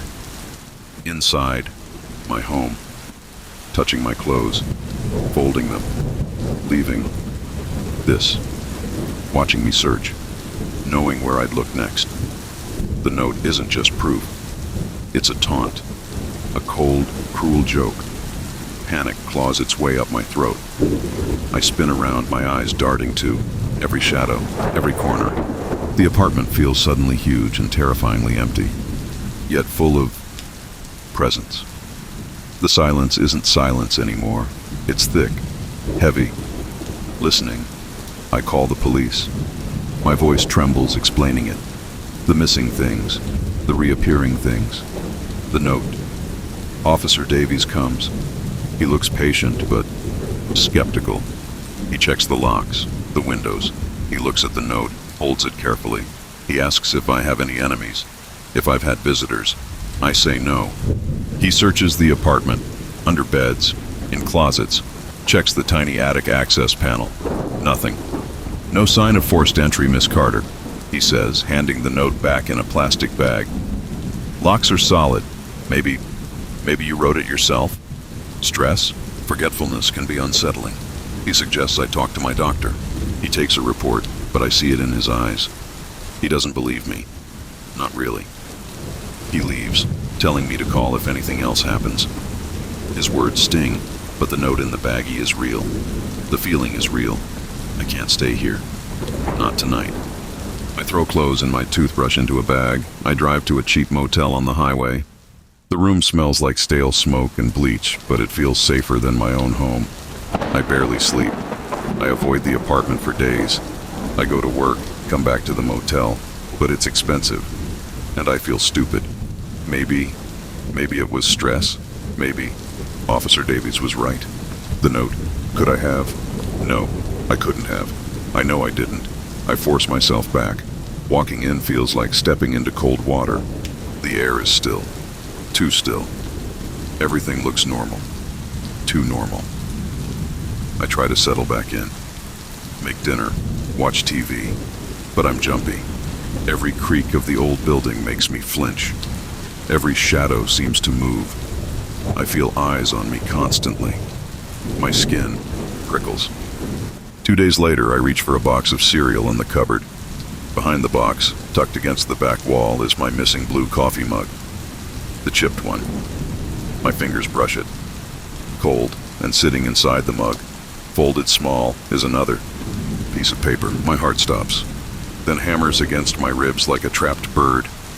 I don't want to touch it, but I have to. Slowly, with trembling fingers, I pull it out, unfold it. Same neat, elegant handwriting.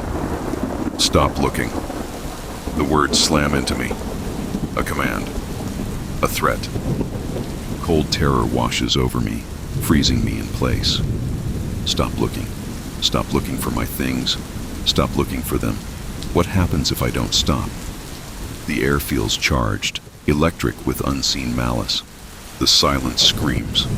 I feel it then, stronger than ever. A presence, not just watching, listening, waiting, right here, in this room, with me. I drop the note. It flutters to the floor. I don't pick it up. I don't look at the mug. I back away, slowly, my eyes fixed on the space around me, seeing nothing but feeling everything. I turn and run. I grab my already half-packed bag from the bedroom. I don't look back. I don't check for anything else. I fly out the front door, slamming it behind me. I don't lock it. I don't care. I jump into my car, tires screeching as I peel away from the curb. I drive, for hours, putting miles between me and that apartment, between me and the notes, between me and the feeling of being watched in my own home. I find a new city, a new apartment, smaller, on the 5th floor. I change my number. I tell no one my new address, not even my parents, just a P.O. box. I buy new things, a cheap blue mug, a plain gray sweatshirt. I try to build walls of normalcy. Months pass. The sharp edge of terror dulls. I sleep a little better. I jump less at sudden noises, but the feeling never truly leaves. It's a low hum in the background of my life, a constant awareness of the space behind me. One rainy afternoon, I'm unpacking the last box in my new place, books. I lift a stack and place them on the shelf. Underneath the last book, lying flat on the bottom of the box, is a small, plain white piece of paper. My blood turns to ice. My breath stops. It can't be. I packed these books myself, in my old apartment, before the worst of it. Did it get in the box then? Or, with fingers numb with cold dread, I pick up the paper. It feels heavy. Wrong. I unfold it slowly, my heart pounding so loud it fills my ears. It's blank, just a smooth, empty white rectangle. I stare at it. The silence in the new apartment presses in, thick and heavy. The blank paper is worse than any words. It's an open threat, a promise. It says nothing, but it screams everything. I found you. The feeling of being watched crashes back over me, stronger than ever. It's in the corners of this new room, in the silence between the raindrops on the window, in the empty space behind the blank paper. It wasn't the apartment. It wasn't the things. It was with me. It's here. And the note, this blank, terrifying note, is just the beginning. It's letting me know the game never ended. It just changed locations. The walls I built feel paper thin. The locks on the 5th floor feel useless. The horror isn't in finding the notes anymore. The horror is knowing the next one could appear anywhere, anytime. And next time, it might not be blank.